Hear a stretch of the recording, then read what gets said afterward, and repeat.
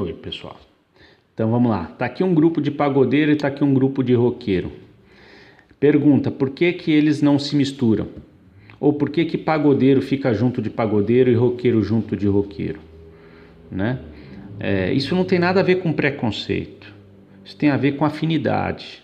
Isso tem a ver com vibe, né? Isso tem a ver com sintonia, né? Tem aquela pessoa que você conhece há 1 minuto, parece que você conhece há 1000 anos. Por quê? Porque os papos encaixam, né? As coisas funcionam, parece que, né, dá liga, né? Então, com pagodeiro e roqueiro é a mesma coisa. Por que que em grupo de pagodeiro não dá roqueiro e vice-versa? Porque os papos não se encaixam, né? Então, e na química não é diferente, né? Quando você tem lá um copo com água, olha lá, ó. Por que quando eu jogo etanol, quando eu jogo etanol, olha lá, porque quando eu jogo etanol, o etanol consegue se misturar com a água? Porque o tipo de interação intermolecular é o mesmo, né? E aí existe uma conexão, tá? Isso nós já vimos. Então, tá aqui uma típica mistura física, ó. A água misturada com etanol. É uma mistura física, né? Que tem uma conexão lá por ponte de hidrogênio. Nós já vimos isso em forças intermoleculares, né? Com as pessoas não é diferente, né? Então as pessoas se conectam por afinidades, enfim, né? E se desconectam também por diferenças, né? Então essa que a gente precisa pensar, né? Qual que é a lógica que a gente precisa pensar para separar as substâncias? A gente tem que separar elas pelas diferenças. Olha só que legal. Então, você tem que pensar nos componentes da sua mistura. Quais são os componentes da mistura? Não é água mais sal, né? Quando eu estou lá na minha ilha deserta, eu preciso obter a água, né? A água é o que me interessa. Só que eu tenho uma mistura de água mais sal. Como é que eu separo? Pensando nas semelhanças e diferenças. Quais são as diferenças? Qual que é a principal diferença da água e do sal? O ponto de ebulição da água é 100 graus Celsius. O ponto de ebulição do sal, eu não vou lembrar de cabeça, mas é mais de 1000. Né? Essa fogueirinha michuruca que o tio acabou de fazer aqui vai atingir 1000 graus Celsius? Não, mas ela atinge 100. Né? Então o que vai acontecer, né? Pensando nessa diferença de ponto de ebulição, uma substância ebule muito facilmente, a outra substância não vai ebulir facilmente. O que vai acontecer? Pensando nessa diferença de propriedade, nessa diferença de característica, o que eu pensei? Eu pensei num sistema onde eu forneço energia necessária para fazer esse cara evaporar e esse cara ficar na panela. Mas não adianta nada esse cara que me interessa evaporar, né? Evaporar não, ferver e ir embora, e esse cara ficar. Eu não quero sal, eu quero beber água, né? Então eu preciso ter um sistema que faça esse líquido condensar. Gente, quando eu olho para isso aqui, ó, isso aqui é uma inspiração da natureza, isso aqui é o ciclo da água, né? O tempo todo acontece isso aqui na tua frente. As águas dos oceanos evaporam, claro que aqui eu estou acelerando com o aquecimento, mas é isso que acontece. As águas dos oceanos, dos rios e dos lagos evaporam, esfriam, condensam e precipitam na forma de chuvas. Né? Isso aqui, ó, é inventividade pura. É para isso, ó, botou a cachola para pensar, né? Isso aqui nada se difere, isso aqui é um processo de destilação simples, nada se difere do equipamento sofisticado que a gente tem no laboratório ou na indústria. Tá? Depois eu vou mostrar para vocês que não é diferente, certo? Então, qual que é a lógica que a gente tem para separar as misturas, né? Mas antes da gente retomar o assunto dessa lógica, vamos pensar nos tipos de misturas, né? Nós temos dois tipos principais de misturas. Nós temos misturas homogêneas e nós temos misturas heterogêneas. Vocês já viram isso pra caramba lá no ensino médio, né? Nas homogêneas, vamos dar um exemplo aqui de mistura homogênea, água mais sal, onde eu mexi bastante. Heterogênea, água mais óleo, né? No tipo de mistura homogênea, o grau de intimidade entre as partículas ele é grande. Pensa na água misturada homogeneamente com partículas de sal, né? Eu não consigo ver a água separada do sal, então o grau de intimidade é grande. Nas heterogêneas elas já são separadas. Você pegar água mais areia ou água mais óleo, a areia tá no fundo, a água tá em cima, já está separado praticamente, né? Então, quando a gente vai pensar em métodos de separação de misturas, eu tenho que pensar nisso, né? Existem misturas mais difíceis de serem separadas e que vão exigir métodos mais sofisticados, e existem misturas que já são mais fáceis de separar, porque elas, de alguma maneira, elas já estão meio que separadas, né? E aí eu vou usar métodos mais simples aqui nas misturas heterogêneas, tá claro? Muito bem, então a lógica, eu sempre gosto de mostrar, quando a gente pensa na lógica, qual que é a lógica para separar uma mistura, né? Eu gosto sempre de levar em consideração três coisas: o grau de intimidade das partículas da mistura, e aí é claro, se elas estão muito íntimas eu vou ter uma mistura homogênea, se elas estão pouco íntimas ou já separadas eu vou ter uma mistura heterogênea. Outra coisa que a gente tem que levar em consideração é o estado físico dos componentes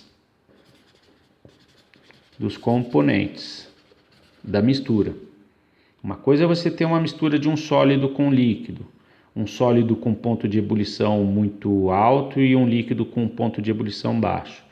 Outra coisa é você ter uma mistura de dois sólidos. Então faz diferença, isso aqui você tem que observar também. E o mais importante que está associado à lógica, né? A última consideração importante que está associado com a lógica por detrás dos processos de separação são as propriedades. É isso aqui que você tem que olhar. Quais são as propriedades, ou seja, as características das substâncias envolvidas ou das substâncias misturadas? Olha lá.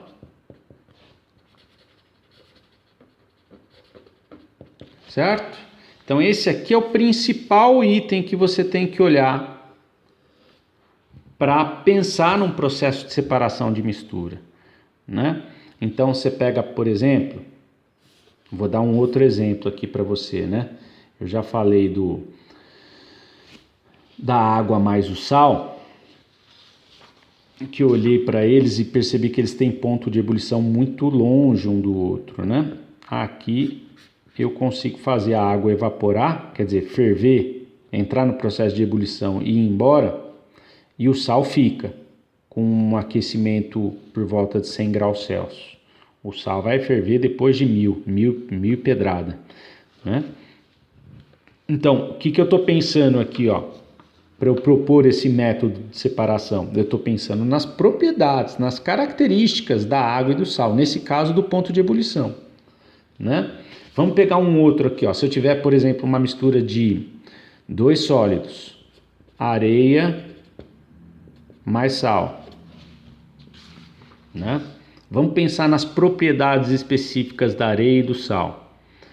Vamos pensar no ponto de ebulição. Qual que é a temperatura que a areia e o sal vão ebulir? Putz, sei lá. Eu só sei que é muito alto, né? Então não vai compensar eu tacar fogo aqui numa temperatura gigantesca para primeiro fazer um ebulir e depois o outro, né? Mesmo porque eu nem sei qual é a temperatura de ebulição da areia, né? Então, talvez ela nem entre no processo de ebulição. Enfim, né? Não faz o menor sentido. É gastar vela boa com defunto ruim, como diz o ditado. Eu não vou para obter sal, né? Não faz sentido. Mas, então, não vou. O ponto de ebulição não é a propriedade mais adequada para a gente olhar aqui. Então, vamos olhar uma propriedade que é bem interessante, que é o seguinte: ó, a areia, eu sei que ela é insolúvel em água. Já o sal não, o sal é solúvel em água. Ó, então essa propriedade de ser solúvel em água ou não é uma propriedade que diferencia o sal da areia. Então é nisso que eu me pego para propor um método de separação. Então, se o sal é solúvel em água e a areia não, o que é que eu faço para separar o sal da areia? Ó, perceba que não tem como explicar isso, gente, é inventividade, é percepção, né? Não tem como explicar. O que eu faço? Eu jogo água, né? Na hora que eu jogo água, o que eu faço? Eu venho aqui e mexo, mexe bastante. E aí o que vai acontecer? O sal, eu vou pintar de pretinho aqui, ó. O sal estava aqui, ó, misturado fisicamente com a areia. O que vai acontecer? Na hora que eu mexo bastante, o sal vai para a solução, ele vai se solubilizar na água, né? Então ele passa daqui para lá. Então o sal vai ficar aqui, ó, solúvel em água. Pronto, eu consegui extrair o sal da areia. Aí o que é que eu faço? Eu filtro essa mistura, né? Jogo isso aqui num filtro. O que vai ficar no filtro? A areia vai ficar aqui, ó, né? E o que vai passar aqui? Vai passar a água mais sal. Água mais sal. O sal, como ele está solúvel em água, ele não fica retido no filtro, ele passa pelo filtro, né? Porque ele não está mais na forma sólida, é como se ele estivesse na forma aquosa. Aí o líquido, ele está numa forma tão diminuta, mas tão diminuta que o papel de filtro não segura. Certo, gente? Então, aí o que é que eu faço depois de separar a areia do sal? Eu obtive o sal? Não. Agora eu obtive o sal misturado com água. Então agora eu vou evaporar a água para obter o sal. E aí eu posso evaporar espontaneamente, né? Só deixar evaporar naturalmente ou ferver, vai depender da velocidade que eu preciso. Se eu quero obter esse sal com uma velocidade muito grande, eu taco o fogo aqui embaixo e evaporo a água.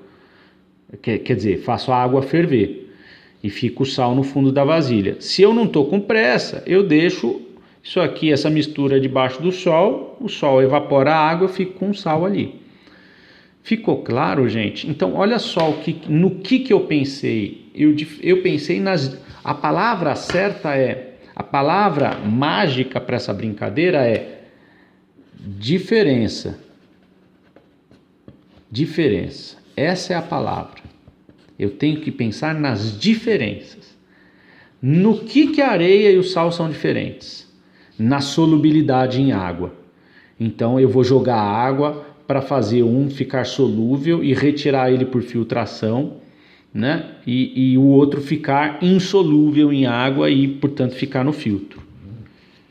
Gente, tá claro isso? Todo mundo entendeu a importância de se conhecer os métodos de separação de misturas, os tipos de misturas, nós relembramos, né? Tem mistura homogênea e heterogênea. E qual que é a lógica para separá-las? Gente, essa lógica de olhar para as propriedades, ou seja, para as características das substâncias, ela é aplicável para todas as misturas. tá? Nós vamos ver aqui passo a passo como é que isso se dá. À medida que a gente vai relembrando os principais tipos de separação de misturas, eu vou te alertando para isso. Tá claro, gente? Todo mundo conseguiu compreender? Bom, eu vou parando esse vídeo por aqui. No próximo vídeo a gente vai falar um pouquinho sobre o item 4, né? A gente vai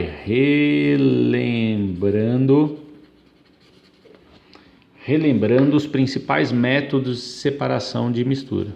Os principais métodos de separação de misturas. Então, no próximo vídeo a gente vai começar daqui, ok? Então, vou ficando por aqui. Beijo, beijo e até a próxima.